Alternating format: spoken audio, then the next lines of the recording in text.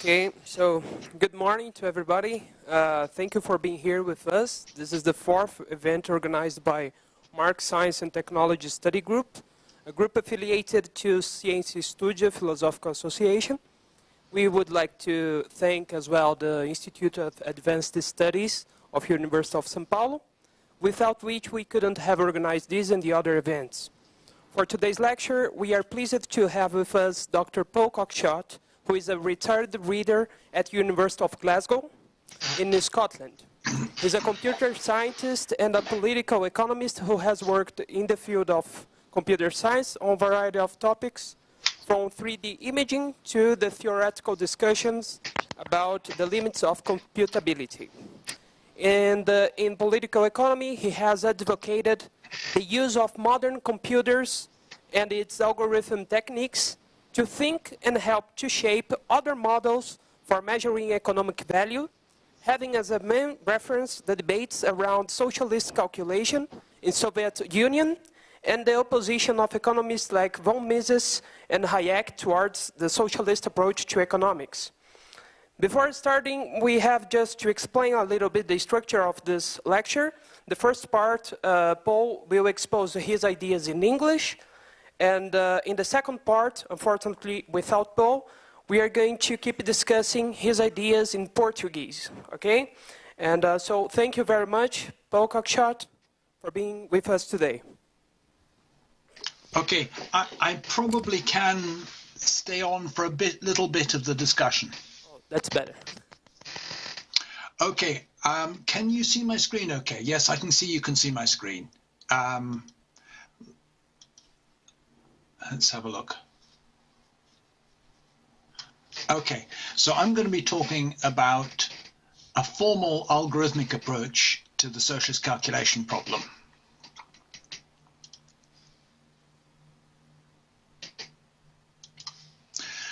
What's the historical background to this? Well, it starts off with, for me, with the work of Professor Nove, who was the head of the... Sorry, Paul. Can you hear me? Just a second. It's good if you just let your screen, like your slide, showing, because you... Well, I'm not sure how I can get rid of this. Oh, hold on, if I move that down, is that any better? Yes, I think it's better. Or maybe I move it right across to here. That's probably good. Yeah, better. The trouble is that Skype shows me what you're seeing at the same time. Yeah, no, I think now it's okay. I think now it's okay. Okay. The Professor Nove was the head of Soviet studies at Glasgow University. And in the 80s, he published a book called Towards a Feasible Socialism, which had as its main theme that the idea of systematic economic planning was a mistake, and that you had to have market socialism if you're going to have any kind of socialism.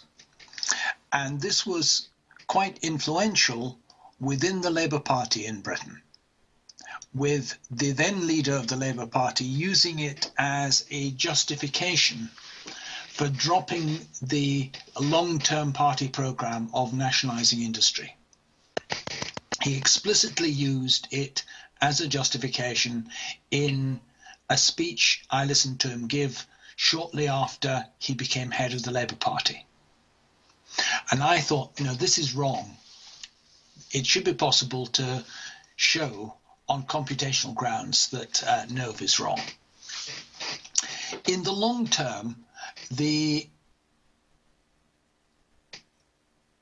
context of it is the work of the Austrian capital theorists von Mises and Hayek, who led the critique of Neurath's idea of a planned economy operating in kind. And the current relevance of it was that from the late 80s, early 90s, Hayekian approaches were applied to the Eastern European economies, and these led to actually a complete collapse of production and a drastic fall in living standards and life expectancy. So the effects were not what were promised. So how do computers fit into this? Well, starting with von Mises, the conservative economists argued that effective socialist planning was impossible for two reasons. One, Mises said there was no effective cost metric in the absence of a market, so you couldn't tell what was the most efficient way of carrying out a production process if you couldn't apply prices to the ingredients which went into the production process.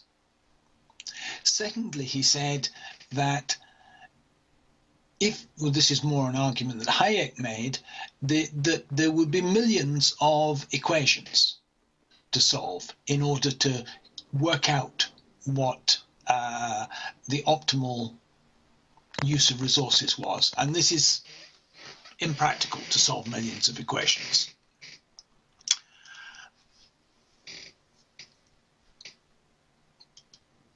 Well, computers have obviously changed this in that they can and do solve millions of equations. If you listen to the weather forecast, you're listening to the results of computers solving many millions of equations. But we need to be quite precise about this and say how many million equations are you going to need and just how hard are they to solve.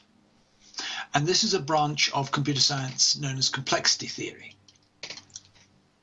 And we say that the complexity of an algorithm is measured in terms of how the number of instructions used to compute it grows as the size of the problem grows. You need some basic unit of the size of the problem, and then you say, or the size of the input data, and then you say how long is it going to take as a function of that.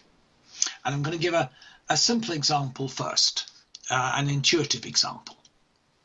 Suppose I've got a phone directory for some city in Brazil, and I am given somebody's phone number.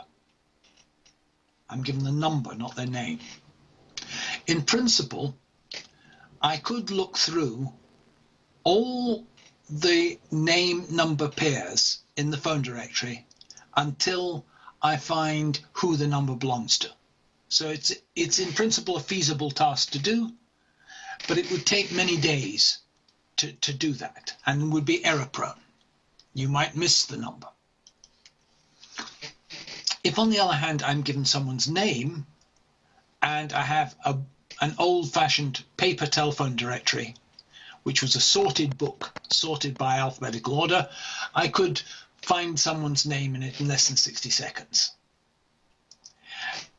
This is because if you've got sorted data, the complexity of looking something up is of order log n. Unsorted data, it's of order n. When we say something's of order n, it means you'll take roughly n attempts before you find the name. So on average, you'd have to look at half the numbers before you found someone's name. If you're doing it with a sorted list, though, you go and look in the middle of the list, and if the name is alphabetically before that, you go and look a quarter of the way through the list, etc. And it can be shown that that takes of the order log n steps to find it out. Now, log n problems are the best sort of problems from a computing point of view.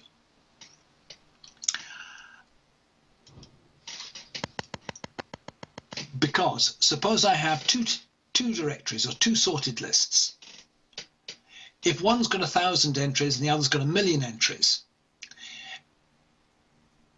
if I were looking up the names from the numbers, it would take 1,000 times as long to look it up in the million entry table, but it would only take twice as long for a sorted table. So sorting is something which is used very extensively in computer databases because it enables you to change something from an intractable problem to a tractable problem. Now let's look at the economic planning problem. This is more complicated than just a list because the basic data structure you're dealing with is an input-output table.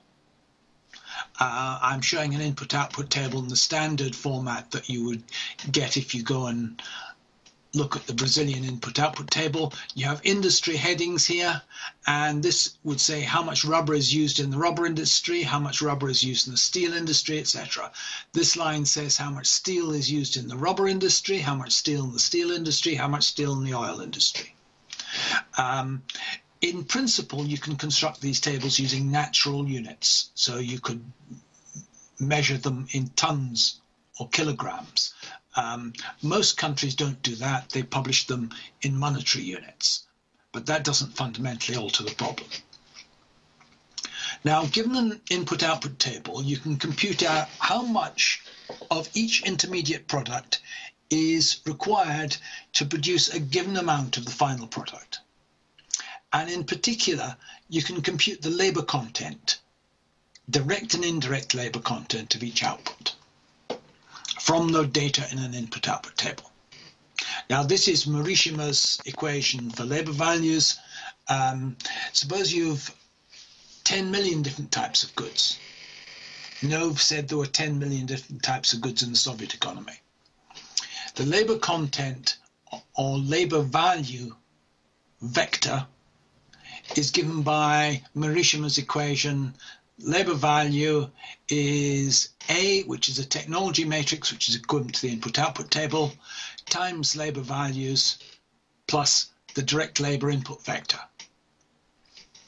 Now, that's a standard set of linear equations, or a matrix equation, and it's in principle solvable by inverting the matrix.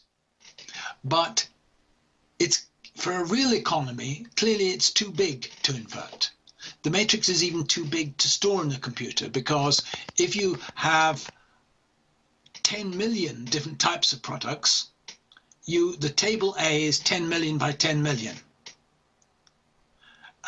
which is 10 to the 7 by 10 to the 7. So it would have 10 to the 14 cells, and you would need a computer with a memory size of 10 to the 14 words, which is prohibitively large.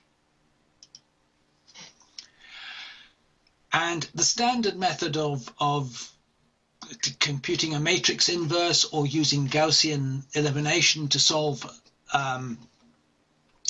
the problem, whilst it's tractable for small numbers of industries, for 1,000 products, for example, I estimate, 1,000 products using Gaussian elimination, which is the standard method of solving linear equations, you could obtain labor values by performing 10 to the 9 multiplications, which on a modern processor, you could easily do that in 10 seconds. Less than 10 seconds, probably. But as you increase the number of products, then the amount of time grows rapidly in seconds. So it's 10 to the 7 seconds for 100,000 products.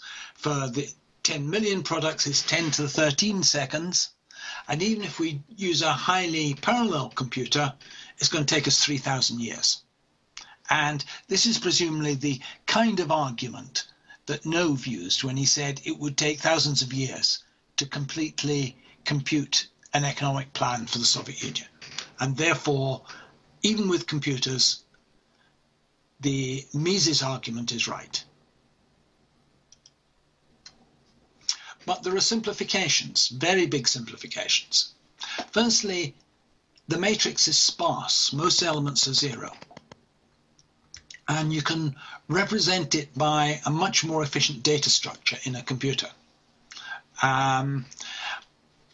In our book, published in the early 90s, we said that we estimated the number of inputs used by an average product in the economy will tend to be of the order of the logarithm of the number of products in the economy.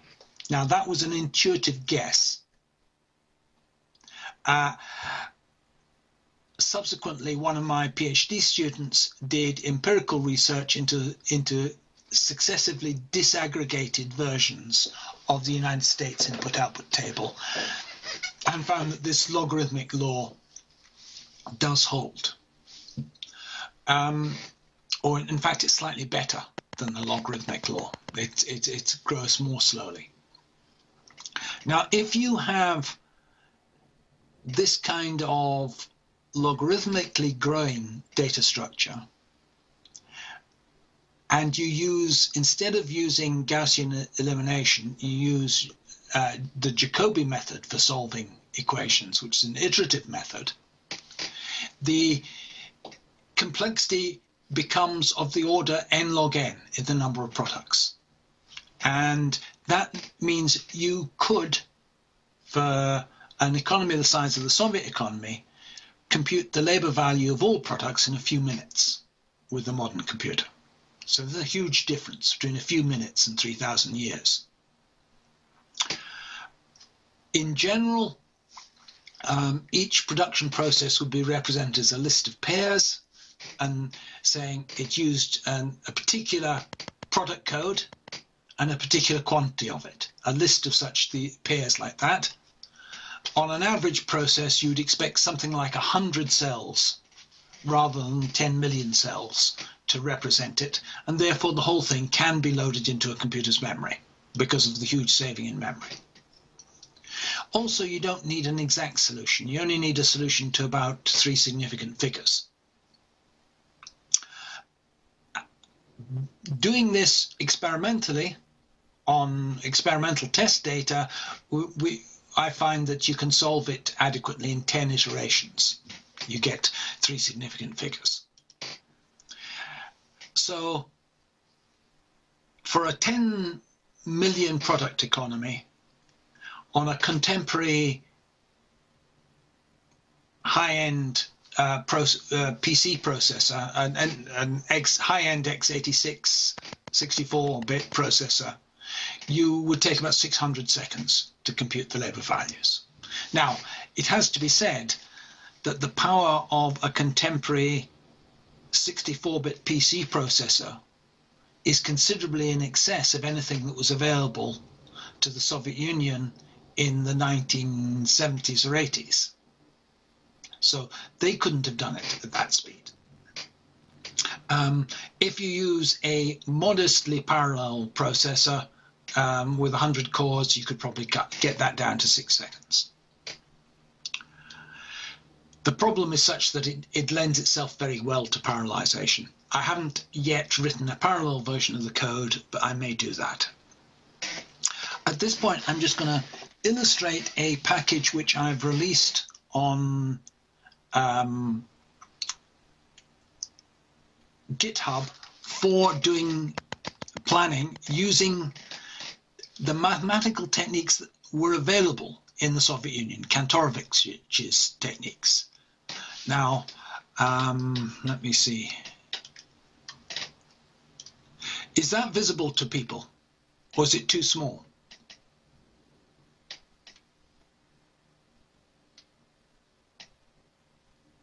I can't hear you.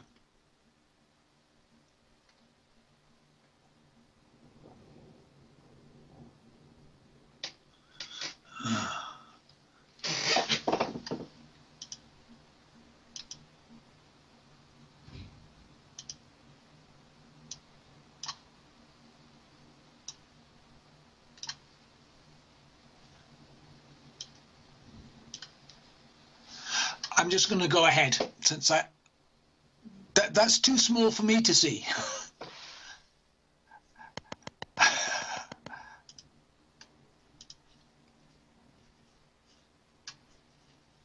Okay.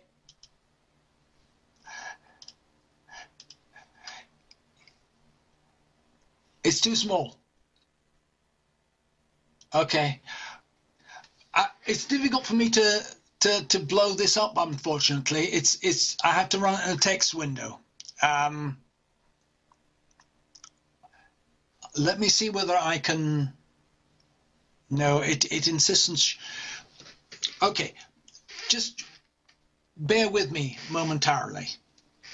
I will first show you the data that I'm putting into a planning program here. Here is a little tiny economy with an input-output table.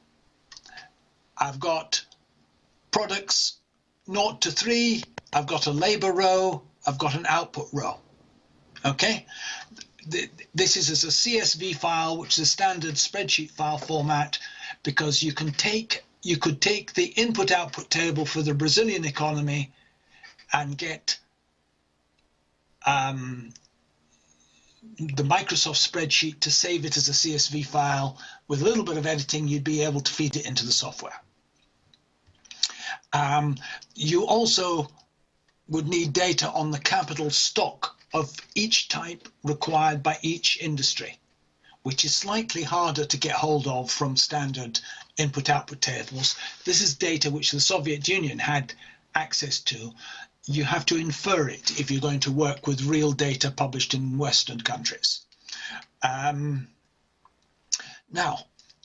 if I want to plan that, what I'm doing is I specify the outputs I want in future years, and I then run a planning program for it.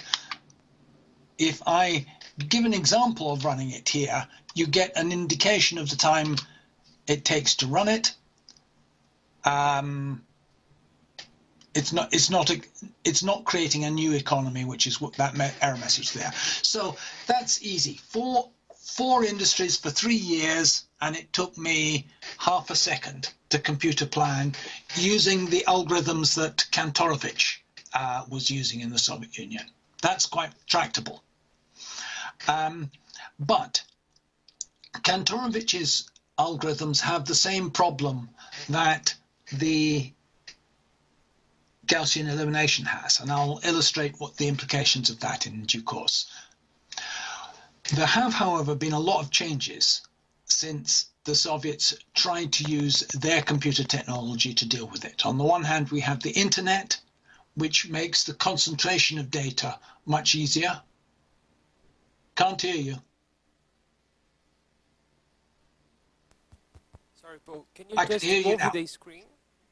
Okay, yeah, sorry. This has gone to the wrong place again. Okay. The internet makes the concentration of dispersed data, which according to Hayek is one of the big problems of planning, much easier. Big data or giant databases exist.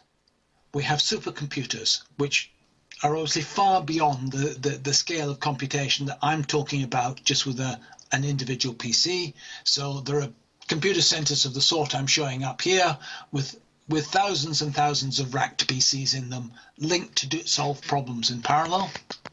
We also have the ability to get rid of cash by electronic payment cards, which didn't exist in the Soviet Union. So the internet allows real-time cybernetic problem, solving Hayek's dispersed planning problem. Big data allows the concentration of the information needed for planning. Supercomputers can solve the millions of equations in seconds. And electronic payment cards allow the replacement of cash with non-transferable labor credits, which is what Marx was proposing. Now, the model that we have presented in our book for the essential features of cyber-communism are, on the one hand, direct democracy, on the other hand, an equivalence economy.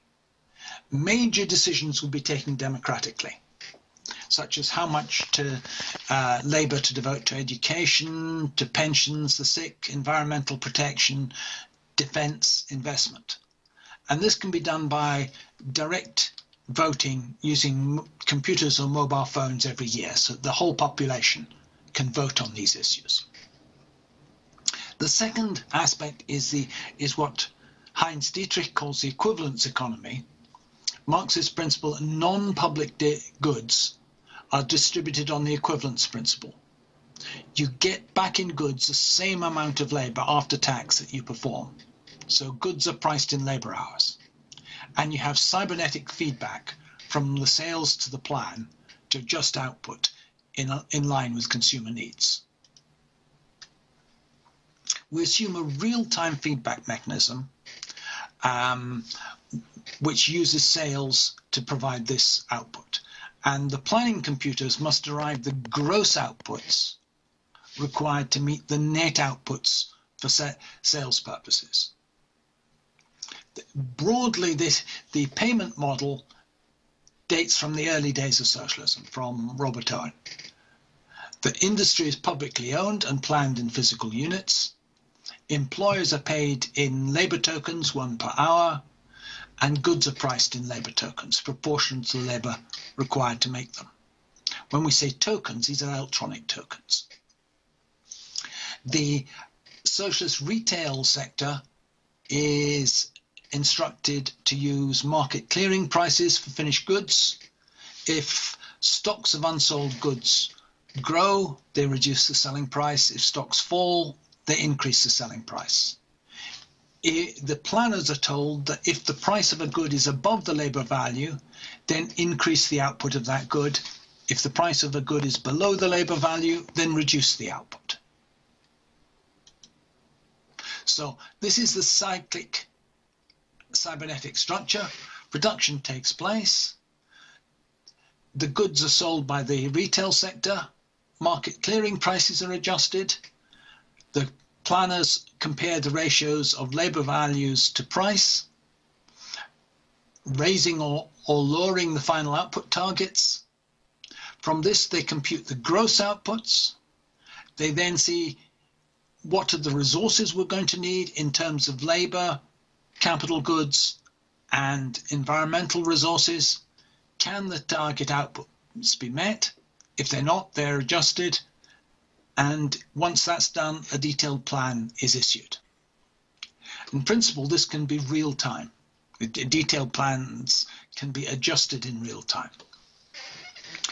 But for that to be possible, we need a planning algorithm that shows the same degree of improvement in solving the problem as shifting from Gaussian elimination to a Jacobi solver does for labor times.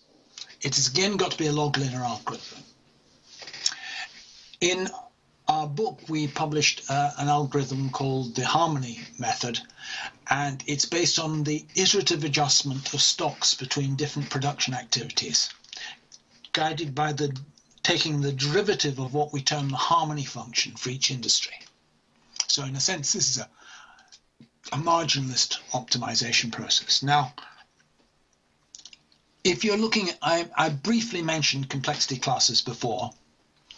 A constant complexity algorithm is one which takes the same amount of time whatever you're doing. A linear one grows with the order of the number of inputs. The next most tractable one is order n log n. Then you get polynomial algorithms, which grow as order n squared, or n cubed, as Gaussian elimination does. And then you get exponential ones, which are intractable. They grow as exponent of the number of elements you're dealing with. If planning was an exponential problem, it would clearly be completely intractable. If it's an order n3 problem, for large n, it becomes intractable. But if it's order n log n, then it's going to be tractable. Now, the harmony algorithm we show by argument is n log n. But what about the LP-solve, which was the linear programming package I used before? What's its performance? That linear programming was invented by Kantorovich, and Kantorovich used it to plan, for example, the Soviet oil industry in Siberia. What about that package? Well, I've done experimental tests on economies of different sizes and different number of years using the Kantorovich method. And this is the number of industries in the input-output table. And this is the time in seconds taken to compute a plan. This line is for a 1-year plan, that's for a 2-year plan, that's for a 5-year plan.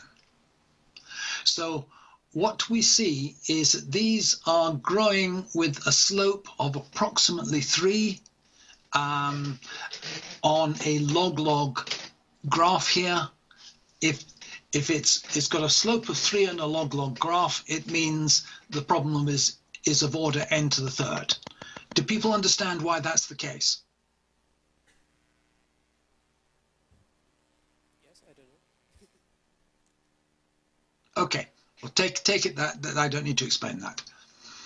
This is still going to be too slow for big plans. So a 1-year plan with 50,000 industries, which was about the most detailed level of products that were tracked by Gauss plan. 5,000 is more like what they actually planned for. A 1-year plan would take 33 years to compute with LP-solve.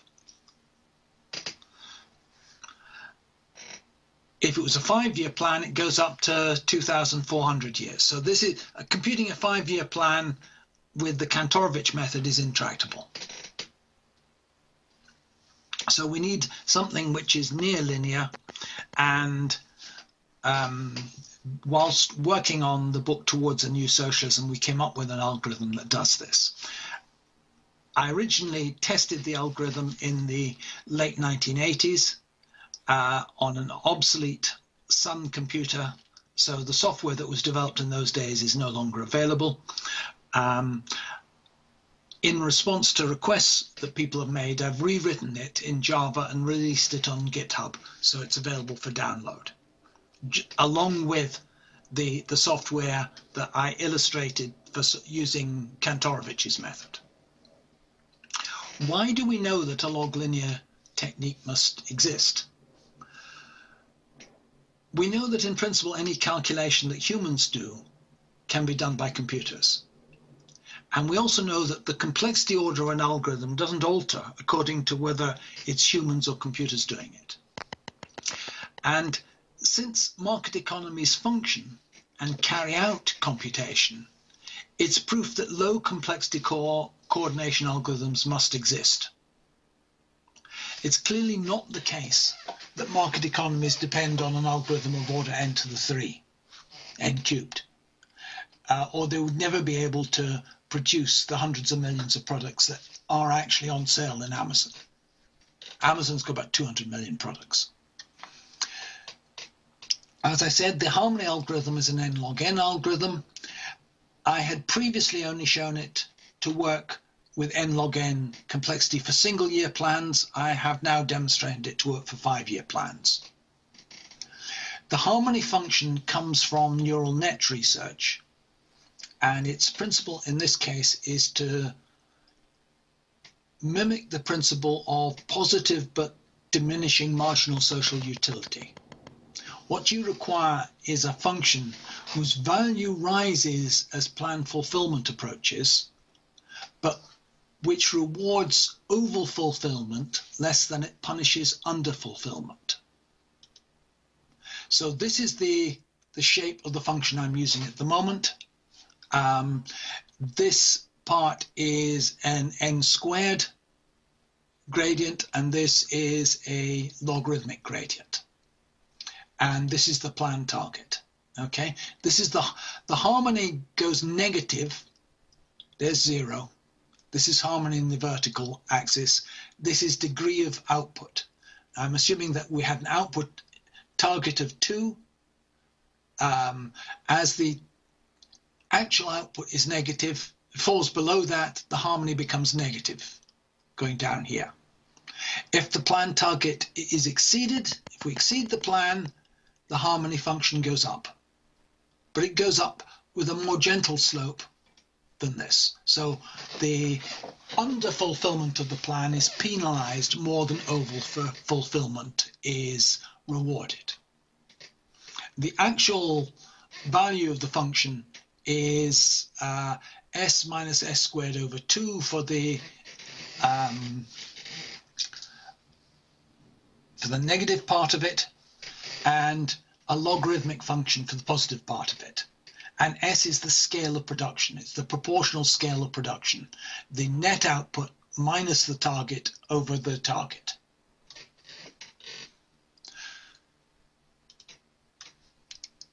Why do we use this? Well, you need to be familiar with Kantorowicz's method, which was to try and achieve an exact equivalence for all sectors with the planned target. The Soviet plan would set a target of certain amounts of different outputs which had to be produced, and factories aimed to produce that target or overall fulfill it. But Kantorowicz said you have to over-fulfill in exactly the right ratio. If you're a car factory, you have to over-fulfill 4 times as many wheels as you produce car bodies. It's no point over-fulfilling the car bodies by 10% and still producing only the original number of wheels. So for many things, it makes sense to have a fixed hard ratio between the outputs. But that doesn't apply to the economy as a whole, because if you follow Kantorowicz's optimization rule, it's equivalent to a Leontief demand function in economics, and it can lead to unused resources which could potentially be output and be of some use. The second point is because the function is a continuous first derivative, it allows the use of Newton's method for approximation of functions. And this allows us to rapidly bring all industries into approximate alignment with the planned target. Suppose we start off with this scheme here. Here's the harmony, there's the planned target, and this is the output. That's a hand-drawn graph of it. Here's our harmony function hand-drawn again.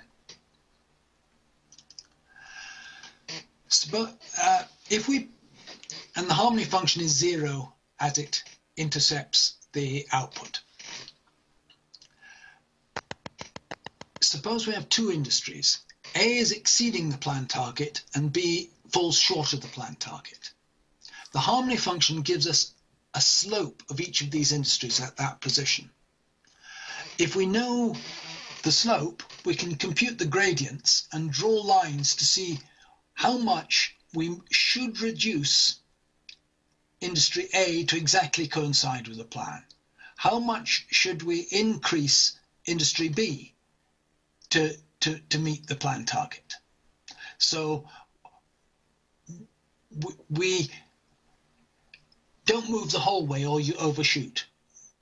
The algorithm moves it roughly a quarter of the way to where the gradient says it should go. So you iteratively adjust all economies or all industries in line with these the derivatives of the harmony function.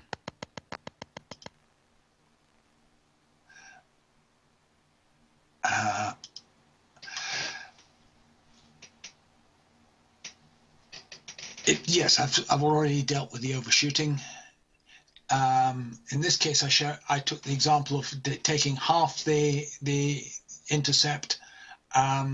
What you try and do is not aim for 0 harmony. You try and aim for the mean harmony of all the industries, because you don't know whether the plan is exactly fulfillable at the beginning. So you try and bring all industries towards the mean harmony. Now, because the harmony function has a declining first derivative, successive iterations of doing that raise the mean harmony and raise the mean degree of plan fulfillment.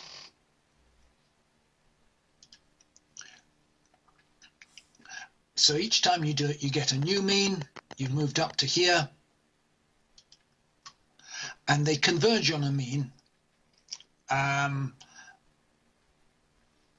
So you need another stage of the sorry, I'm going to skip over that. Within the algorithm, you use the harmony gain as a dummy equivalent of the rate of profit. Harmony gain rate, which is to say how much harmony is lost in other industries in the resources that are used up compared to the harmony that is gained by the output of this industry. This is an a socialist analog of the principle that in the capitalist economy, capital is supposed to shift to areas with higher rate of profit here.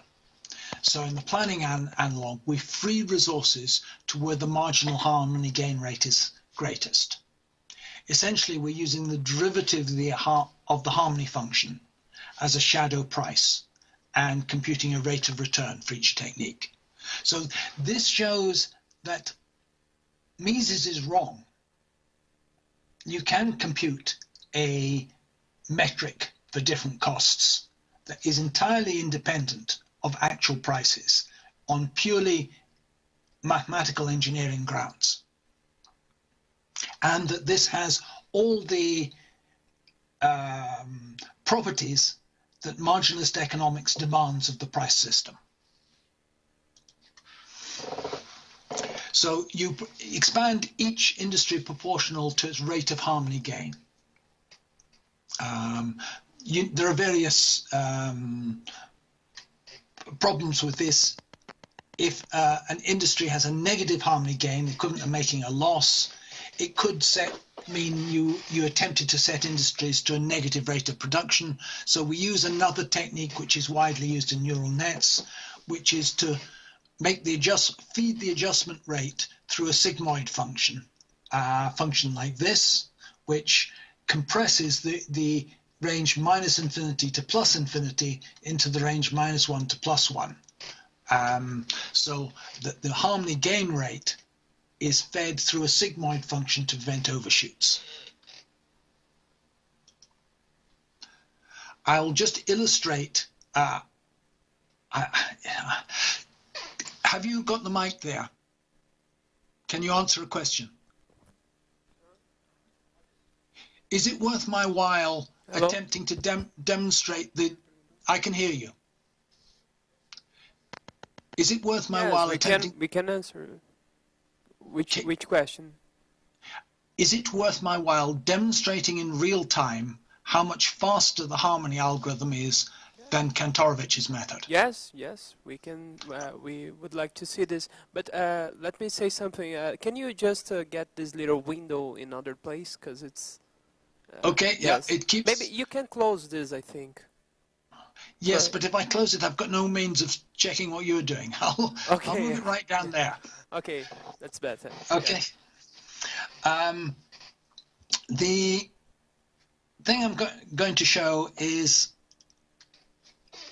I'm going to run now Kantorovich's method, which is linear programming, as against the harmony method, which is derived from neural nets. Okay. First, I'll run it. Bash test harmony.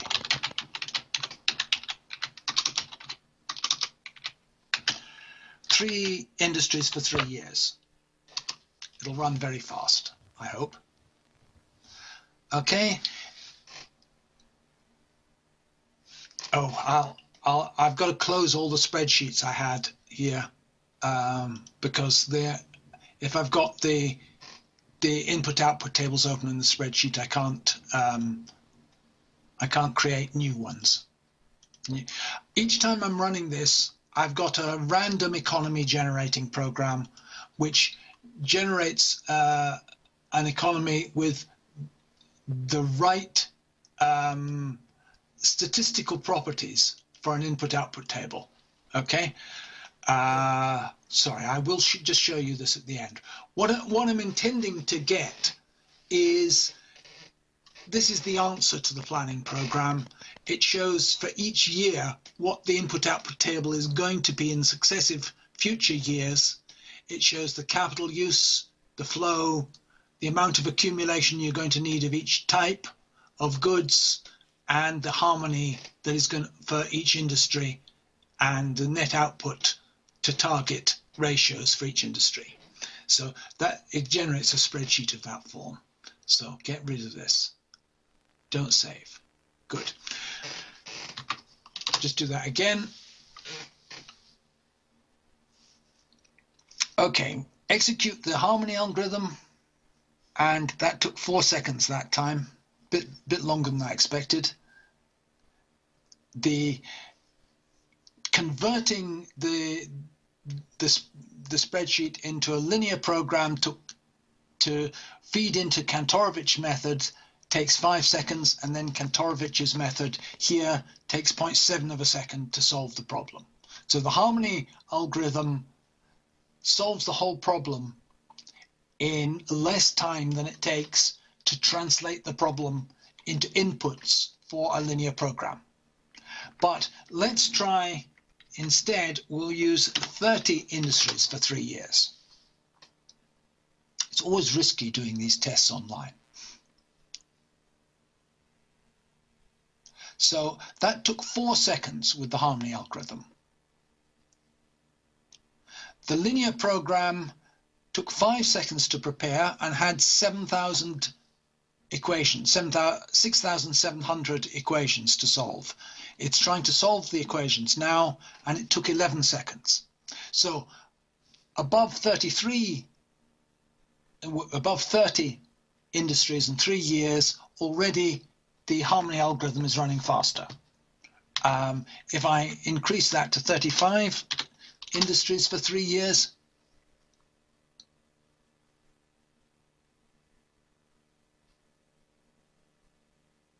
harmony solves it in 5.1 seconds this time. The linear program is prepared in just over 6 seconds. It's got 9,000 equations.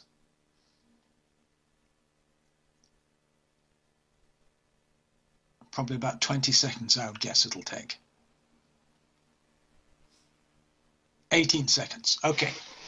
So it's easy to demonstrate that the harmony algorithm solves things much faster than the linear programming method, which is good news, because the Kantorovich method grows intractably.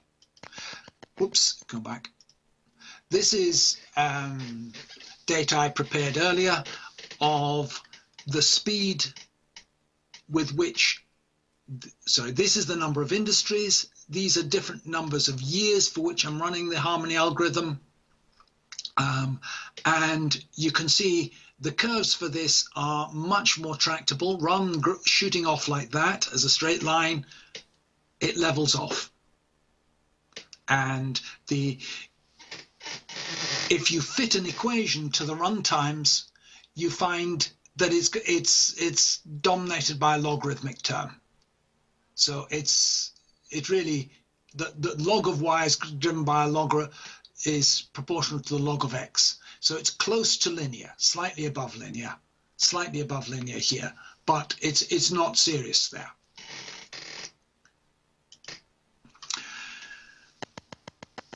With only 2 CPU cores on a really cheap computer, a 5-year plan for 50,000 industries could be done in 10 minutes instead of 2,400 years. There are restrictions in the current package because I prepared the software to work with input-output tables, because that is the sort of data that people like you who might want to use it for propaganda purposes will have available to you. Trouble is that input-output tables grow in size as the square of the number of industries, and therefore a 50,000 sector input-output table occupies a prohibitive amount of disk space, and you run out of memory to process the input-output tables. Readers or viewers of my videos correctly pointed out that what you'd actually use would be a relational database to store the data, which is much denser than an input-output table. You can also parallelize the algorithm if you wanted to go to millions of products, but the structure of the algorithm lends itself to parallelizing. It's not something that I would do. This is a software engineering task for a big group of people. I'm not concerned to do that. So what can we sum up? Why are computers better than markets? Hayek claims the market is a computing engine or a telecommunication system, but it has a very slow cycle time, measured in months or years. And it arrives at an answer by physically adjusting production up and down. And it constantly tends to overshoot in an unstable way. And there is human cost to these adjustments. Poverty and unemployment are caused by these adjustments. On the other hand, computers can predict where an ideal market economy would get to if it ever had the chance. Production can then be adjusted to go directly to this target. And the cycle time for the computation is just hours, not years or months, which even an ideal market economy would take to do it. I think I'm going to skip over this section on democratic control there. If you're interested in it, read the book Towards a New Socialism, and also do a Google Scholar search for my publications, and you'll find lots of mathematical papers on this. I think that is probably enough for me doing the screen sharing. Let's see how I switch off screen sharing. Not quite sure how I do that. Okay. Thank you, Mr. Paul.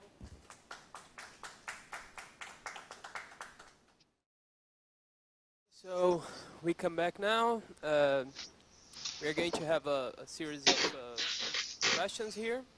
So who is the first?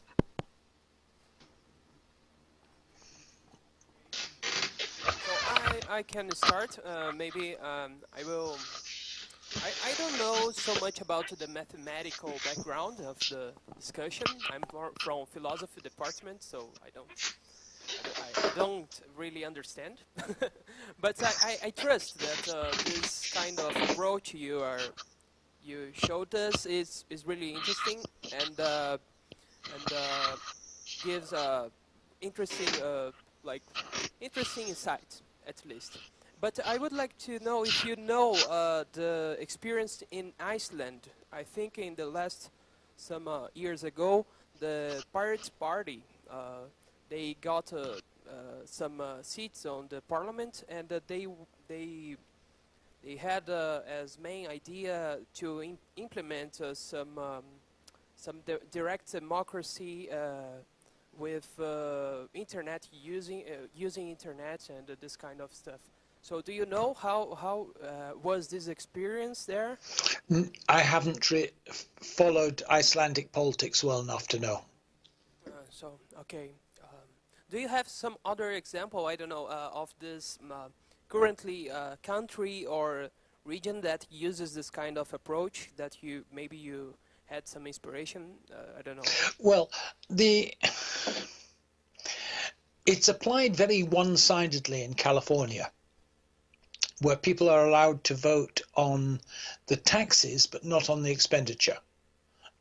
If you just allow people to vote on one side of the aspect, you get a suboptimal result, because it puts an inbuilt bias towards reducing taxes and reducing expenditure the way they do it in California. You have to have people voting simultaneously on how much they want to be taxed and how much they want spent. And you then have to resolve the differences between those to choose the average amount of expenditure and taxation people want. But if you the way we developed it for our handy vote system was based on a critique of the American electoral practices, both the direct democracy in California, where there is a considerable element of direct democracy, and the way the US voting machine system is very open to hacking. But that's a separate talk on secure voting, and I don't want to get onto that now. Okay, thank you. Because there's a lot of maths in that as well.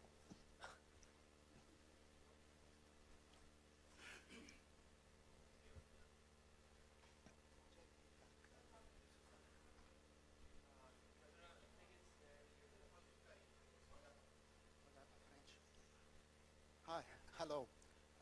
Hi.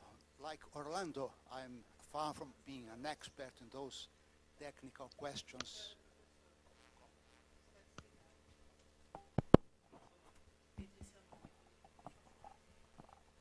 I could hear you with the other one. My name is Marcos, and I'm a member of the group which organizes this event. And, like Orlando, I'm very far from being an expert of understanding those technical matters in artificial intelligence and computing.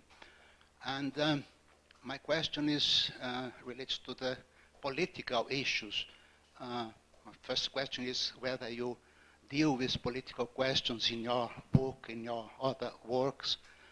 Questions like, for instance, the failures, problems with the Soviet economy were due to technical issues in the planning of the economy, or the political questions were dominant. And on the other hand, I mean, are there any perspectives of advancing that sort of approach to economic planning in the democracies of today? Anyway, that sort of questions that are in my mind after finding your exposition very interesting from.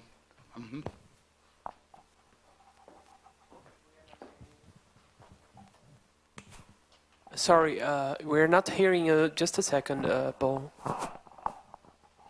I think now it's working. Let's see.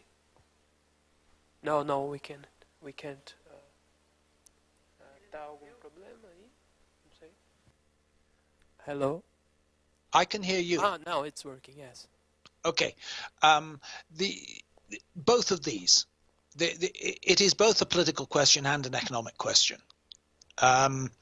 The form of state in the USSR starts off as a proletarian aristocracy, or a state of the working class vanguard. But because the model of democracy that is adopted is a highly indirect one with multiple hierarchical layers of delegation, it gives a big advantage to whichever party has a slight majority at the base level. So you were bound either to get the Bolsheviks or the social revolutionaries having a one-party dictatorship at the top. It was in one way, it may have been a matter of chance which of those two parties came out having a one-party dictatorship. But the constitutional form of Soviet democracy was bound to lead to it, because any kind of indirect voting exaggerates the effect of a majority at a lower level.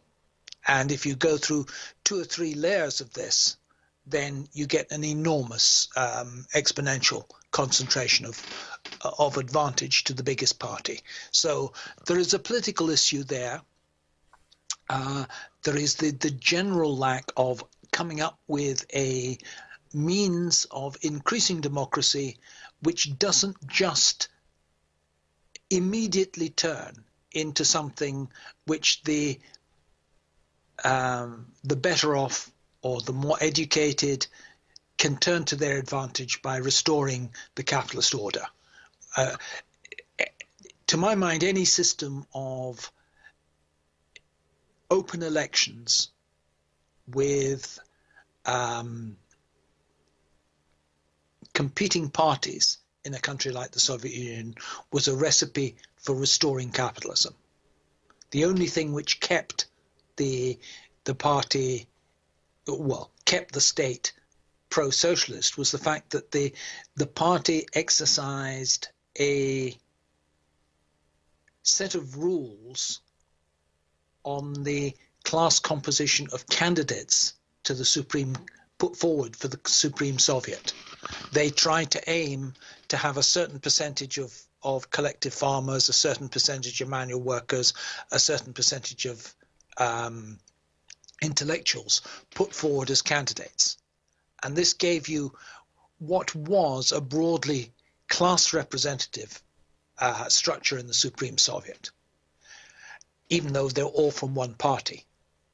as soon as you get competing parties operating there, without this principle of class selection, what you get is the most educated and socially articulate and people in the most prestigious jobs being nominated as candidates. So as soon as Gorbachev released the Brezhnevite system of party quotas for different classes and allowed competitive elections to the Supreme Soviet, you got a change in the class composition. You got far more managers and professional people elected, and you got a drastic decline in the number of women delegates.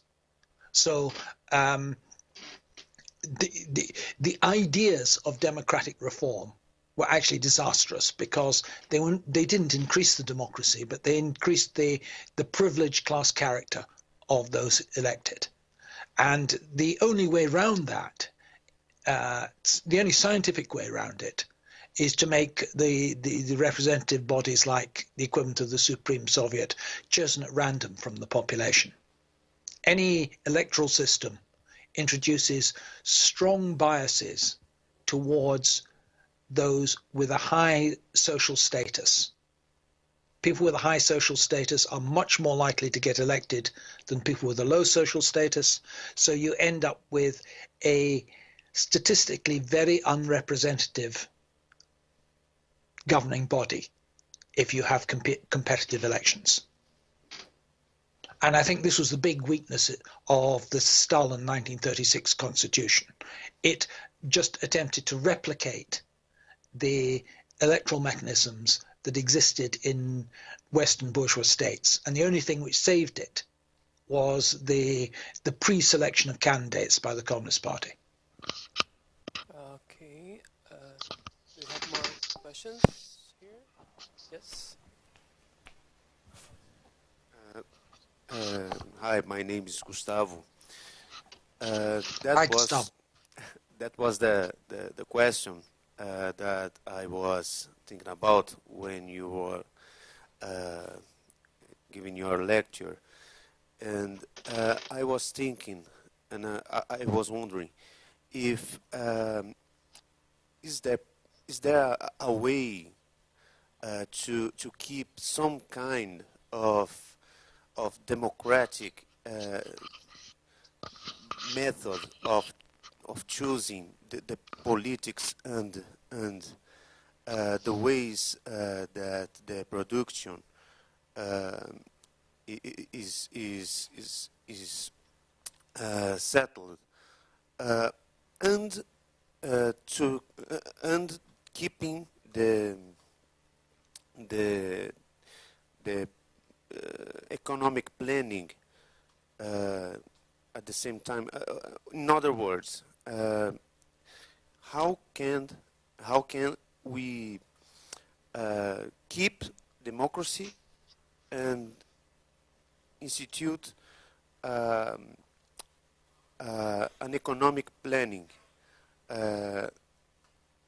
Is it possible? Okay, you have to take into account what you mean by democracy first, and the nature of the mode of production of industrial society. The mode of production of industrial society imposes tight coordination between different branches of industry in a way which isn't a question for pre-industrial society. Incidentally, I've stopped being able to see you. Is the link still working? Yes, we are seeing you now. Okay. That's not an issue in pre-industrial society. That means either the market or the plan has to dictate what individual production units do. They cannot be autonomous. They cannot decide for themselves. Any apparent autonomy is only apparent because they're dictated to by the market or they're dictated to by the plan. If they're dictated to by the market, they're effectively dictated to by those with money. So being dictated to by the plan is preferable because at least people can vote on what they want the allocation of resources in a plan to be. And then there's this issue of what is meant by democracy. And I think people should go back and study Aristotle on this. They should study Aristotle's politics, because it's clear in Aristotle that what is labeled democracy in the modern world is exactly its opposite. It's what is labeled democracy is what Aristotle calls aristocracy, or either oligarchy or aristocracy. He's quite explicit that any electoral system is aristocratic, and that the only democratic way to run things is have people either vote directly or have random juries. So in that sense, our book, Towards a New Social, is Marxist Aristotelianism. Okay, thanks. Do you have time for one more question? Yeah, one more. Yeah.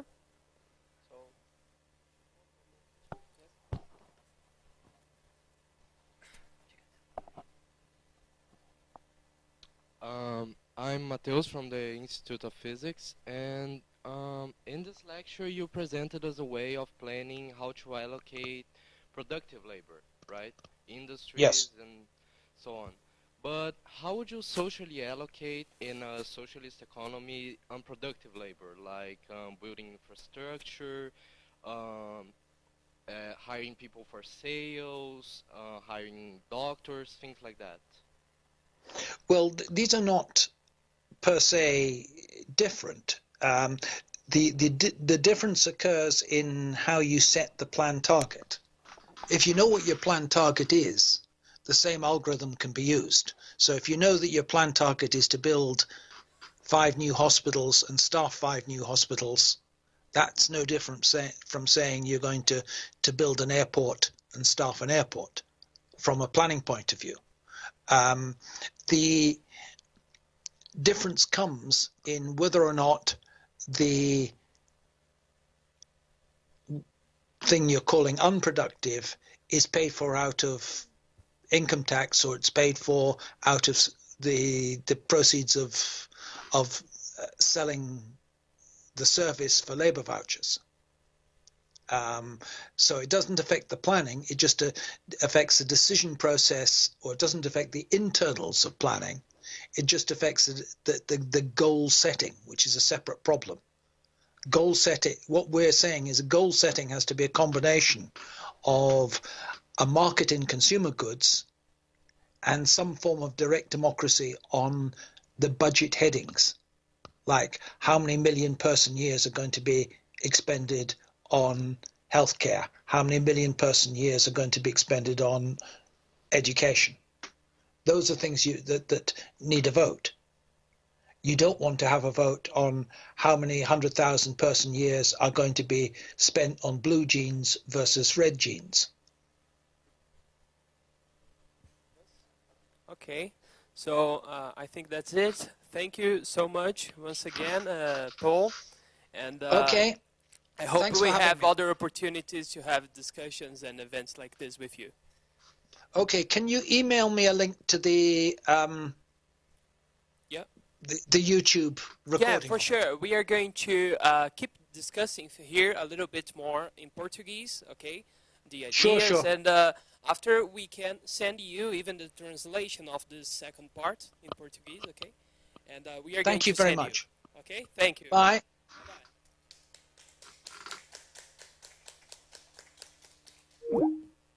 Bom, então agora acho que a gente tem mais um tempinho aqui, tem mais 1 hora e pouco. Se vocês quiserem expor aí um pouquinho mais alguma ideia, o que vocês acharam do debate, essa é uma ideia, é a hora para a gente conversar um pouco mais.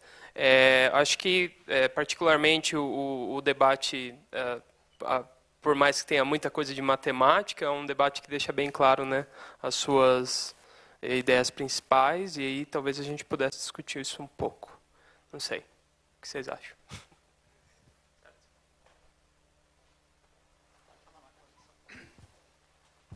É que eu ia falar que se ele tivesse mais tempo, eu ia fazer mais uma pergunta, que a coisa que me preocupa é que é assim, né? Se no modelo, enfim, começar com a seguinte consideração, que para muita gente, quando fala em socialismo, pensa num socialismo, digamos, mitigado, que não implica a desapropriação total dos meios de produção, né? Sistemas, por exemplo, em que as grandes estruturas econômicas de transporte, comunicação, das finanças, etc., são públicas, né? São estatizados, mas isso deixa uma margem para iniciativa privada, por exemplo, para restaurantes, seja lá o que for, né? Então, a minha pergunta para ele era se naquele modelo vinha associado a uma desmercantilização total, né, uma estatização completa dos meios de produção, ou se né, estaria mais próxima desse outro modelo em que só as grandes estruturas econômicas que seriam estatizadas, deixando uma margem para o mercado. Né? O que vocês acham que ele diria? Eu acho que a coisa mais interessante dessas ideias aí, que eu não tenho tanto profundo conhecimento do livro dele, né, do Towards a New Socialism, mas pelas palestras que ele diz, o fundamental não seria esse tipo de negócio, né, esse tipo de cara que vai vender uma coisa na rua, esse não é o ponto. O ponto é que você muda digamos, vou usar um termo meio chato, mas paradigma de mensuração da coisa, entendeu? Da economia. Ele, ao invés de ser todo, digamos, calibrado através das oscilações do mercado, e aí o mercado financeiro, por exemplo, as oscilações econômicas elas estariam baseadas num modelo de tokens lá que ele falou, né? Labor tokens. Que deveriam ser reavaliados e recalibrados sempre na velocidade dos computadores, né? E para se prevenir de uma tecnocracia, você tem toda a parte da democracia direta vinculada a como regular as principais questões da economia. Não é uma questão importante para a economia se o restaurante vai estar aberto ou não, entende? Esse tipo de fator, ele pode, ao meu ver, agora pessoalmente, ele pode continuar existindo e em paralelo com um projeto de tendência a transformar em público aquilo que é o centro da atividade produtiva do país. Então, a energia, as matrizes, né, energéticas, as indústrias que acumulam muitos e muitos trabalhadores. Acho que é meio por aí, né? Eu não sei, estou falando um pouco por mim, mas é isso. Douglas, acho que queria comentar.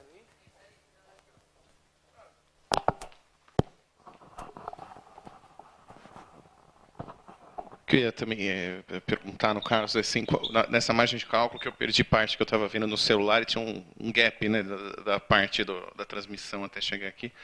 Aí a questão que eu ia fazer é o seguinte, bom, enfim, a gente tem uma ideia de modelo, eu não entendi totalmente assim, a conceptuação na prática, como que a aplicabilidade se daria com o modelo e, por exemplo, qual a margem que haveria não um sistema de mercado dentro desse sistema planificado também, ou não, para entender até onde vai os níveis dessa planificação. Porque mesmo no sistema soviético e dos países alinhados ali, a gente, às vezes, tem uma imagem assim, que não corresponde exatamente como era na prática a planificação, porque os dados, a gente ouve falar sobre as lutas políticas, tal, essas coisas todas, mas é difícil a gente ver dados sobre planificação. E isso era muito complexo, porque realmente tinha mercados, tinha previdência, tinha coisas assim que a gente não imagina que tinha, não era tudo totalmente centralizado, planejado pelo Estado, assim, totalmente, tanto que tinha margem a um outro problema, crises. Se tem uma separação entre o plano e a realização do plano, o resultado do plano e as trocas entre países e entre dos excedentes, essa variável do plano até a realização, e depois o aferimento de resultados, e aí tem um problema também que ele pode ser mascarado porque é um país em conflito, etc. Todas essas coisas do tipo, e também questão de gasto militar, acaba sobressaindo e tal. Então a gente tem um modelo sempre irregular para entender o que acontecia lá. E aí, às vezes, eu fico com essa margem, assim, como que um sistema de planificação com algoritmos dá conta dessa distância entre plano e realização e realimentação desse sistema de dados e se ele convive com uma margem de mercado no meio do caminho. Eu acho que, se eu pude entender, quer dizer, ele introduz essa função de harmonia, né, que pelo que eu entendi, ela visa substituir o mercado. Quer dizer, a oferta e a procura passa a ser regulada de uma maneira diferente pela função de harmonia, né? E aí é uma harmonia na produção e já com relação ao trabalho mesmo, né? A remuneração do trabalho, etc. Então, sei lá, não conseguiria te dar uma resposta totalmente técnica, mas a impressão que eu tive foi isso, né? Quer dizer que não seria mais uma economia de mercado, seria uma economia planificada com essas funções algorítmicas de harmonia que não é, tentaria harmonizar, vamos dizer, uma indústria que está lá produzindo muito baixo, uma outra muito para cima, então regular isto, não é? Através de diversas, vamos dizer, intervenções mesmo, né? Na economia, na produção propriamente, né? Foi o que eu entendi. Economia planificada, então. Então ele resolveria o problema que dava, que gerava eu acho que a função harmonia é exatamente a tentativa de cobrir essa gap, né? Quer dizer, entre o plano e o que efetivamente vai acontecendo na economia, né? Quer dizer, ir ajustando, eu acho que o plano, né, a planificação ao que está acontecendo na economia através dessas funções. Né? Sim, tem comércio. Sim, sim. Faz uma recalibragem, quer dizer, esse feedback vai sendo constante. Né?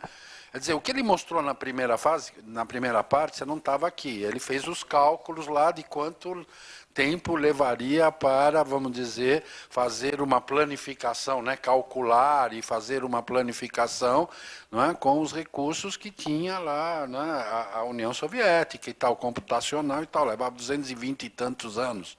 Quer dizer, você vai fazer um plano quinquenal que leva 220 anos para calcular, não é possível. Não é? Então, aí era aquela objeção do Hayek, né? É muito complexo e não tem como calcular, né? É impossível fazer isso, né? Tá certo? Por isso a regulação aí do mercado, né? É o preço, é o excesso de mercadoria ou a falta que regula os preços, etc., vai para o mercado, vai para uma economia de mercado. Né? Aí ele mostra como você, através dos recursos agora computacionais e também por um novo tipo de que eu entendi também, os dados passam a estar estruturados, né? São planilhas estruturadas. Né? Essa coisa tem, né, tem uma discussão agora bastante grande, né, com essa coisa dos big data, né? Porque você tem muitos dados que não estão estruturados, então, consequentemente, você não pode usar.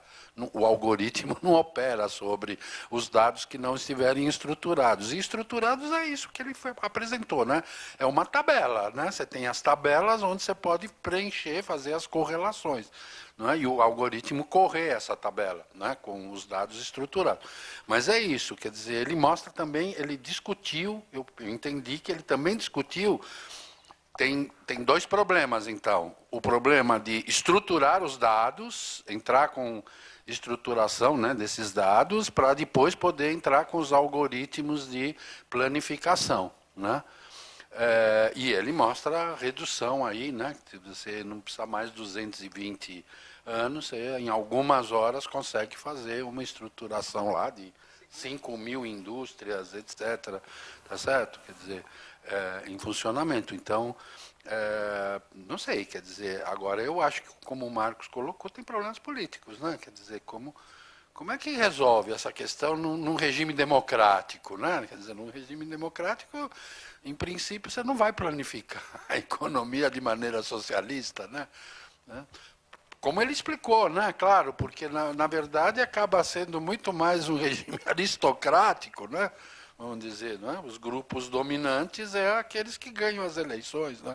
Porque são os que têm recursos para, né, fazer a campanha e operar maciçamente em termos de propaganda e tal, né? Então, eu não entendi, quer dizer, ele fala em democracia direta, dá o exemplo da Califórnia, né? Mas ele também critica o exemplo da Califórnia, né? Porque diz eles decidem sobre as taxas que vão ser cobradas, né? Sobre imposto, né? Quer dizer, fazemos aqui uma reunião para a gente decidir se concorda com esse imposto ou não, mas não concorda com o que tem que vir de serviço. Não decide sobre qual é o serviço, né? Vamos dizer, educação, saúde, etc. Né? Então,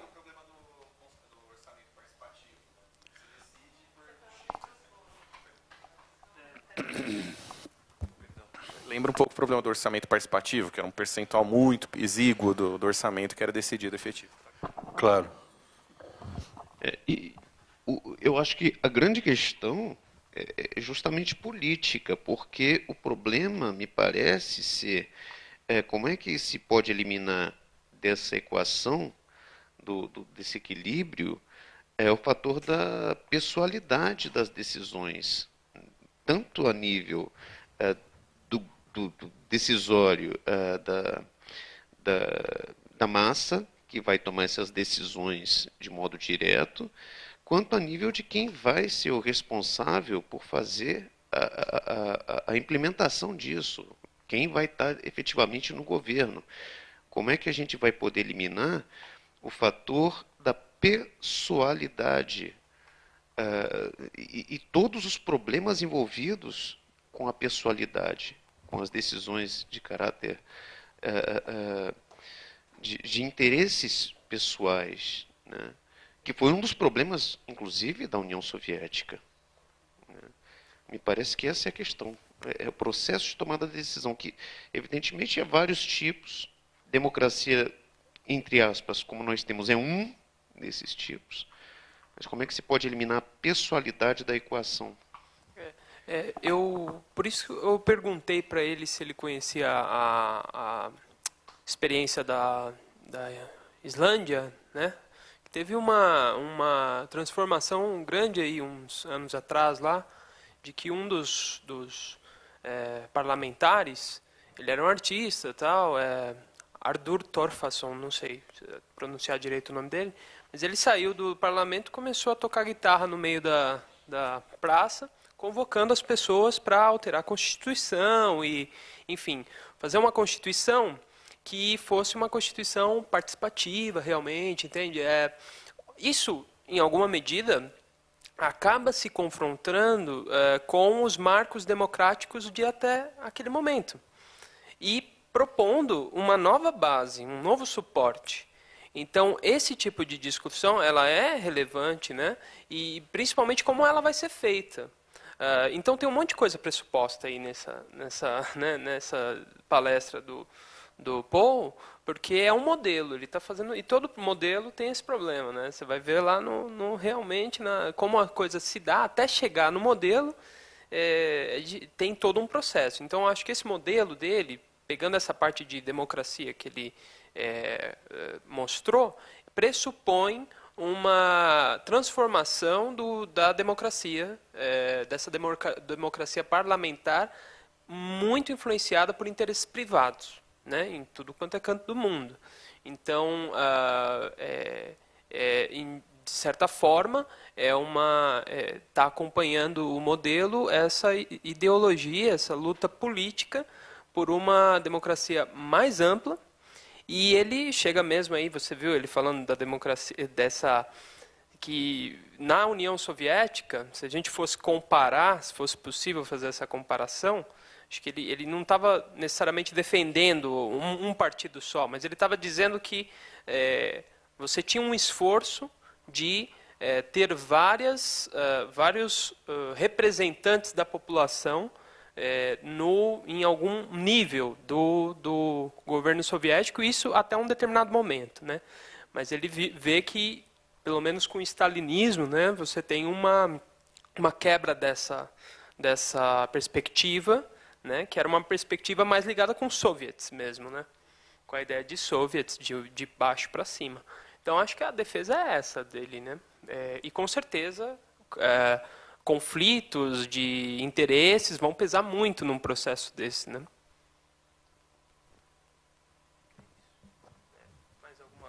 Mais alguém queria pontuar alguma coisa? Não sei, pode ser uma impressão minha, né? Mas eu acho que na perspectiva dele, né, um socialismo cibernético, né, como ele fala, né? Então, todo esse esquema de cibernética, de internet, tudo teria um papel muito grande. Aí abre a possibilidade de você fazer consultas, né, o tempo todo. Você está lá, abre o seu computador de manhã, tem lá, precisamos decidir tal coisa e tal, qual é o seu voto, né? Então, não sei se tem a ver com o que você estava falando de pessoalidade. Acho que abre essa perspectiva, né, das pessoas se manifestarem os seus interesses de uma maneira muito mais constante e intensa. Agora, estou imaginando, né, pensando alto, que aí elimina essa parte do contato direto, né? A gente está acostumado a pensar a democracia com assembleias, comícios, manifestações, etc. Nessa sociedade aí parece que tudo se some, né? Cada um se manifesta só pela internet, boa, né? Mas, enfim, é meio especulação minha. E surge o problema de quem é que vai colocar as perguntas, quem é que vai decidir quais são as perguntas a serem feitas. Pergunta para as pessoas quais devem ser as perguntas. E no meio do caminho, assim, a atual conjuntura de debate online, né, a gente assustado, né, vendo o que sai do debate online livre, sem nenhum tipo de regulação. E normalmente é assustador, né? Assim, você descobre que seu vizinho quer te matar e nunca sempre te deu bom dia, essas coisas. Mas, enfim, eu perguntar, eu lembro que tinha um horizonte, lembrando do 11 de setembro, de lembrar do programa do Allende, né? E não foi tocado aqui o 5. Que foi uma ideia de planejamento, não planejamento, foi um tipo de controle que é uma proto-internet, né, utilizada pelo Salvador Allende, né, e que criou uma forma de coordenação entre as empresas, principalmente estatais, e um certo conhecimento um pouco dos mercados, de como estava funcionando, e com o qual ele usou para combater os lockouts e com vitória no período, tal, e é muito curioso, né, porque ele também tinha essa ideia, ele tinha um problema político quando ele se associou aos pensadores da cibernética, foi colocado, né, porque ali se colocou naquela sala super moderna, tal, com a cara de Apple, né, de aplicativo da Apple, Star Trek com o aplicativo da Apple, se colocou essa questão. E aí quem vai decidir? Bom, para os teóricos da cibernética, bom, agora que a gente, enfim, com uma certa ideia na época, que talvez não tenha vigido, assim, que era a ideia de que as informações todas são intercambiáveis, é possível ter uma transparência total desses dados e também essa quebra das disciplinaridades, então é possível ter uma total transparência para uma decisão. E essa decisão, bom, o Allende colocava, vai ser do povo, claro, aqui está a decisão do povo, pela representação democrática, tal como está pressuposta. A pergunta é, mas enfim. Então, esse é um problema, né? Quem pontua isso é uma professora acho que é do setor de computação, a Eden Medina, né? Ela tem um livro lá sobre os revolucionários cibernéticos, né? Mas é isso, não cabe o povo todo na sala lá de decisões cibernéticas, né?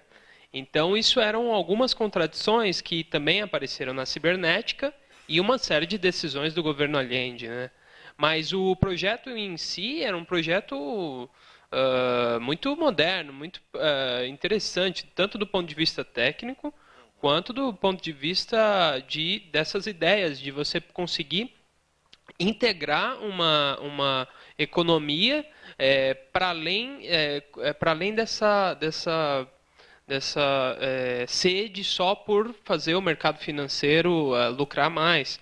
E o Paul, nesse livro dele, Towards a New Socialism, ele fala ele comenta o exemplo do CyberSyn, né? Então é bem interessante. É um projeto de cibernética. Interessante porque cibernética é a ciência do controle, né? Então algo que geralmente está associado a uma centralização, né? A ideia de um controle total dos processos em um determinado mecanismo, seja um mecanismo vivo, econômico. E o Allende emprega isso justamente numa perspectiva de democracia. Até no design lá da sala dele, ele fez com que qualquer pessoa operasse. Até mesmo uma pessoa iletrada, que não tivesse... Ela poderia, a partir dos controles, não tinha nada escrito, era só geometricamente formulado, fazer um controle ali junto com as pessoas, né? Mas, enfim. Mas o projeto não vingou, né? Mas esse é o problema, eu acho assim, tem um problema aí complicado, que é também um problema da democracia direta, e toda vez que se formam, por exemplo, grupos para discussão, né, dos concernidos por uma aplicação tecnológica, etc., que é o problema da comunicação, do conhecimento que você tem que compartilhar, né? Porque às vezes, quando acontece isso, em geral são questões técnicas. Então, tem o problema lá do especialista, né, que entende o assunto e tal, mas tem uma perspectiva, vamos dizer, evidentemente alinhada com a indústria, alinhada com o desenvolvimento econômico e tal. E, por exemplo, as populações que têm que entender aquele negócio, né, para poder decidir, vamos dizer, que na verdade, quando faz esses fóruns, não é um fórum para decidir nada, né? Já está tudo decidido, né? A barragem vai ser feita, etc., né?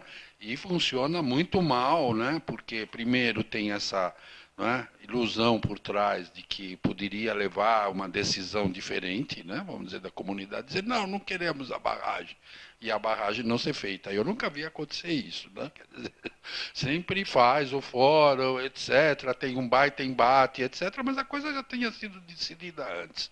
Não é? E tem esse problema da informação, né? Quer dizer, tá bom, nós vamos decidir sobre o planejamento da economia, não é? Você viu que a gente não entendeu muito bem como é que funciona o algoritmo dele, etc. Quer dizer, tem aspectos técnicos que não são irrelevantes na questão, né?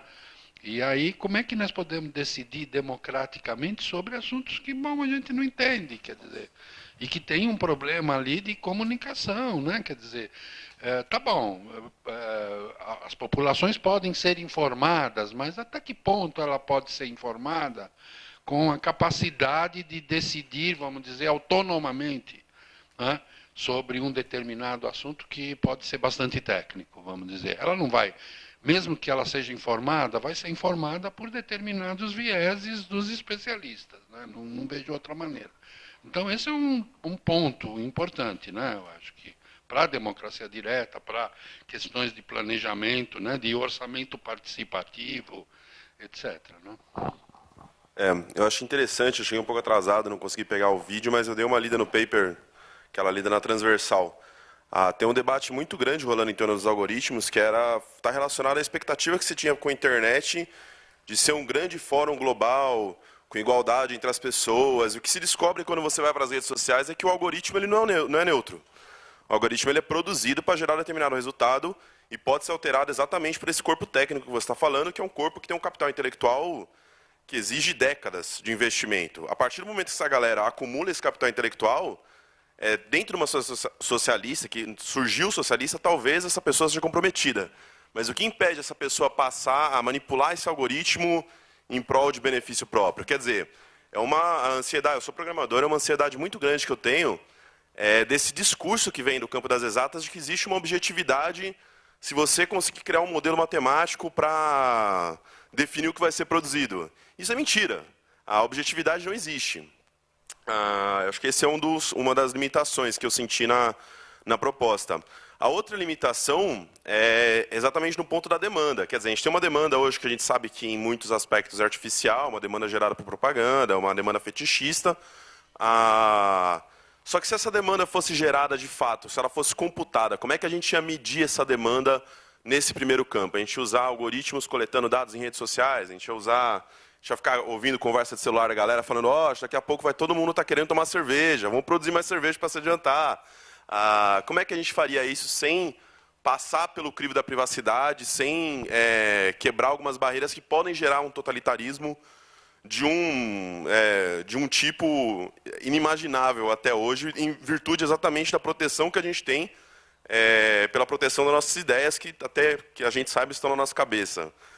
É uma coisa, esse algoritmo que eu senti, para ele funcionar, ele teria que ser praticamente onisciente.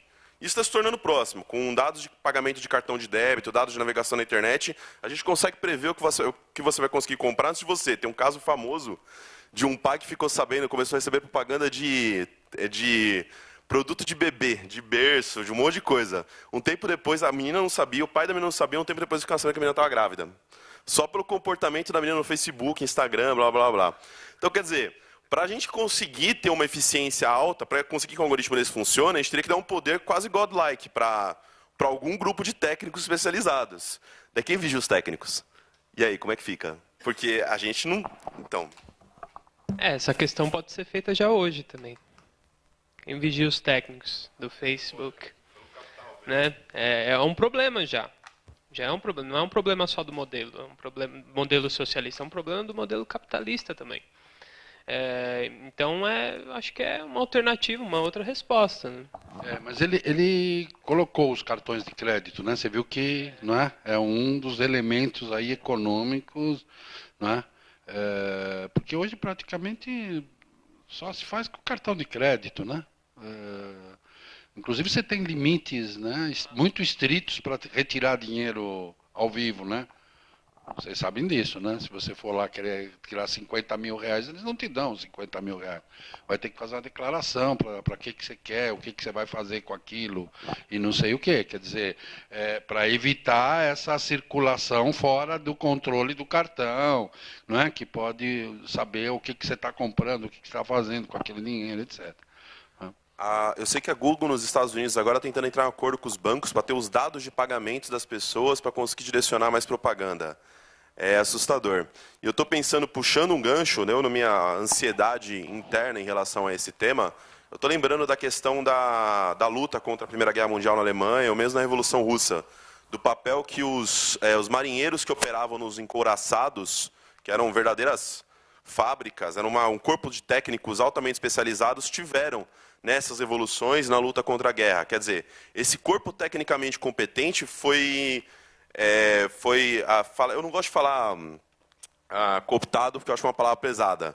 Ele foi politizado de forma a entender as consequências e o poder que eles tinham, porque não era um grupo dispensável, você não podia ir lá fuzilar todo mundo. Talvez o nosso caminho seja exatamente comprar a briga da politização dentro dos corpos técnicos.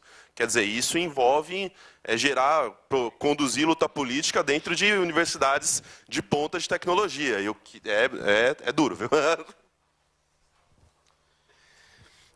Um exemplo desse problema é que nem envolve tanto a questão da democracia internética, e que eu posso dar porque eu participei, foi o início do SUS. Em 95, 96, 97, eu fazia parte do movimento estudantil e eu era conselheiro municipal, fui conselheiro estadual, fui para Congresso Nacional do SUS, aquela coisa toda.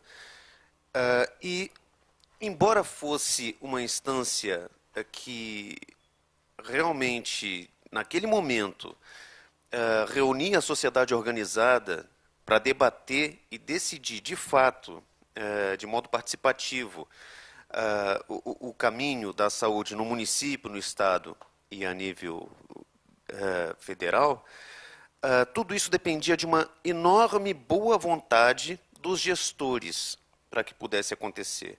Então, novamente, a gente tem um problema justamente da decisão de quem é que vai ser o responsável pela realização da instância democrática. É preciso que haja uma boa vontade pessoal do gestor para que isso aconteça. E me parece que o problema é como é que se pode eliminar justamente a pessoalidade na instância decisória, tanto do ponto de vista político quanto econômico, que no final das contas é a mesma coisa, né? E eu lembro que muitas vezes os debates eram encaminhados para a decisão do plenário, mas esse encaminhamento era feito com certos interesses, ou políticos ou econômicos, né? E o que se podia fazer era simplesmente decidir a respeito de uma pergunta que já era em si mesma encaminhada politicamente ou economicamente. Gustavo, você vê a diferença que tem, né? O debate do SUS, pelo menos você tinha a possibilidade de que a sociedade, conselhos de base, enfim, estivessem presentes colocando a sua questão. E o que você está falando também se liga para, eu acho que até a formação dos gestores sanitaristas, saúde pública, porque isso foi algo que foi aparecendo, né? A necessidade de uma saúde coletiva, de formação, aqui, por exemplo, Faculdade de Saúde Pública, né? E que, se você for ver a formação deles, é ótima, assim, do ponto de vista, tem conflitos, tem interesse, sim, mas são pessoas realmente abnegadas para tentar lutar pela constituição do sistema público de saúde eficaz, né? Acho que tinha mais uma intervenção do Douglas. É interessante esses marcos, assim, realmente, se a gente for ver essas coisas sobre dados, a gente está numa briga constante. Por exemplo, essa semana foi a decisão da justiça contra o uso do metrô, desse reconhecimento facial das pessoas, que se elas estão tristes ou alegres, para aí alimentar a propaganda e ver a reação dela à publicidade, que o metrô estava fazendo isso involuntariamente e tal. Enfim, privatização vem nisso. Mas o problema, assim, a gente está discutindo, no caso, uma proposta sobre, assim, se fosse aqui que muda só a chave. Por exemplo, seria possível a gente conseguir orientar, a partir de um sistema de códigos outros, assim, que ligado a uma orientação política, a possibilidade da gente ter uma vida digna, etc. Tal, e conseguir organizar a sociedade sem os entraves colocados por um tipo de argumento que já não sustenta, contra a possibilidade de a gente organizar a nossa própria vida. E nessa parte é interessante porque realmente tem sucesso. Agora, o outro problema sobre esse tipo de intervenção política que impede a democracia ou as formas de participação política acontecer, a gente conhece. Por exemplo, sei lá, deram o exemplo do SUS, mas tudo funciona assim, conselhos, etc. Toda essa estrutura política construída ao longo da história, assim, pós-Constituição de 88, que vem daquele movimento de ascenso, etc. Tal, e que é um tipo de experimento de democrático, popular, participativo, ele, bom, está sendo destroçado de vários jeitos, não só vários jeitos. Um deles, é claro, o limite que se coloca a esses regulamentos. Por exemplo, você tem toda uma política nacional de habitação, conselhos, não sei o que, isso evolui e tal, vira algo sobre uma política nacional de habitação linda. Assim, vai acontecer finalmente. Chegou, por exemplo, o partido que participava disso daí. Quando chegou lá, veio com uma mercadoria política pronta, com outra coisa, decidida entre altos gabinetes de construtoras, e virou a única coisa que se defende em política de habitação, tanto que até o candidato da esquerda também é ligado, de certo modo, a uma defesa desse tipo de política, que é o Minha Casa Minha Vida. Ou seja, toda a política nacional de habitação foi destroçada, apesar que ela está lá, como um morto-vivo da possibilidade de participação popular, que está lá, assim, como poderia ser executada? Pergunta, poderia. Não foi por quê? Enfim, por decisão política, mas isso é uma outra questão. No caso, eu acho que a discussão que trouxe hoje é se esses dados poderiam ser usados para uma outra coisa. Se a gente tivesse capacidade de fazer outra coisa. Que eu acho que foi um pouco a discussão, né? E aí usar a imaginação política para isso um pouco, né? Para esse destrave, para pensar não só as milhares de jeitos que pode ser usado para o nosso controle. Nossa, ficção científica, né? Qual que é o nome mesmo? O clássico do Philip K. Dick, que é sobre isso. Que tem um controle da sociedade indireto, que ninguém percebe, assim, por algoritmos, e o cara está sendo... Aí uma hora ele descobre que ele está sendo programado, policial. Como é que é o nome? A psicohistória, né? Não, mas o dele como é que chama? Darkly, Scanner, Darkly. Então, enfim, mas que é o que tá acontecendo agora, por exemplo, sei lá, a gente tem esse tipo de coisa, por exemplo, sei lá, o aplicativo do celular para ver saúde. Imagina, agora as pessoas vão ter dados sobre a sua reação psíquica íntima sobre coisas diversas por aí que a pessoa vai dar formulando. Bom, enfim, fazer distopia a gente faz todo dia só descrevendo as notícias, né? Enfim. Só uma historinha de terror real. Tem um livro chama Tudo sobre Todos, de um professor chamado Sérgio Amadeu. Tem um dos orientandos, ele escreveu um livro sobre os sistemas de saúde, o uso do Big Data nos sistemas de saúde. Vocês estão reparando que as farmácias estão pedindo o CPF de vocês para fazer um cadastro?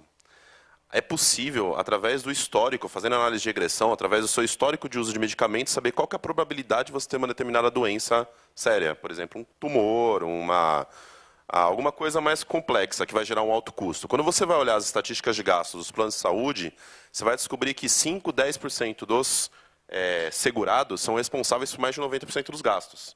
É óbvio, é exatamente esse risco que permite que eles tenham lucro. Só que com esses dados do padrão de consumo de medicamentos, você consegue saber qual que é a probabilidade do cara ter uma doença. E você pode negar o plano de saúde para esse cara. Fala não. Então, quer dizer, você deixa as pessoas que têm alta probabilidade de ficarem doentes fora do sistema de saúde privado, acaba com o SUS, né, já puxando, que é o plano dos caras, porque fala, foi rejeitado. Porque, sei lá, você não pagou um cartão de crédito aqui, rejeitou. Uma desculpa. Quer dizer, eu acho que, como vocês colocaram, a gente já está passando por um processo de vigilância construído pelo capital, de previsão dos nossos padrões de consumo previsto pelo capital. A grande dúvida, não necessariamente numa sociedade socialista, que a gente nem sabe como implementar, mas na sociedade capitalista como é que a gente consegue capacitar a sociedade civil, porque o grau de capacitação necessário é altíssimo, para conseguir entender, pelo menos, o que está acontecendo. Porque se conversa isso com a maior parte das pessoas, para elas têm certeza que o que elas veem no Facebook, por exemplo, é um reflexo da realidade.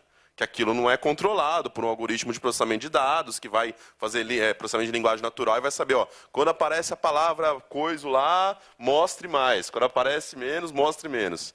Assim, eu acho que isso inclui um debate numa sociedade socialista, que a gente vai ter que lidar com as lutas por poder, com as disputas internas, mas acho que talvez um buraco que tem que ser, esse debate sobre o peso da pessoalidade vem no momento atual mesmo. Bom, eu acho que é isso. Agradecer a presença de todos aí e continuamos com questões, né? Provavelmente não vamos esgotar elas aqui, mas a gente vai organizando outros eventos. Tá bom? Valeu. Isso